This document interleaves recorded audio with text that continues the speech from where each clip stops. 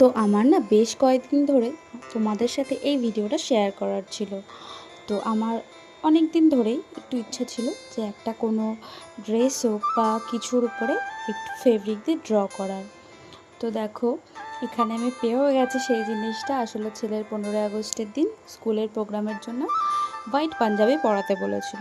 তো আমি তখনই ভাবলাম শুধু হোয়াইট পরাবো, কেননা তারপরে একটু ডিজাইন করে দিলে কেমন হয়। যেহেতু স্বাধীনতা দিবসের জন্য অন্য কিছু তো করা যাবে না।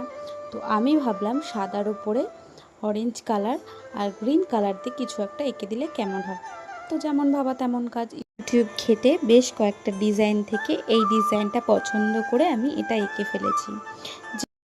তো দেখো, আমি না ইউটিউব ঘেটে দুটো ডিজাইন থেকে দেখে এই ডিজাইনটা করেছি। আর আমি একটু ঘাবড়ে গেছিলাম, প্লাস এটা আমার প্রথম।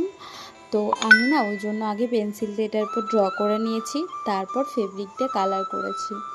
তো আমি একটু ঘাবড়ে গেছিলাম এটাই, যে পেন্সিল দিয়ে কালার করলে উপরে কালারটা কীরকম আসবে না আসবে, যেহেতু প্রথম তো।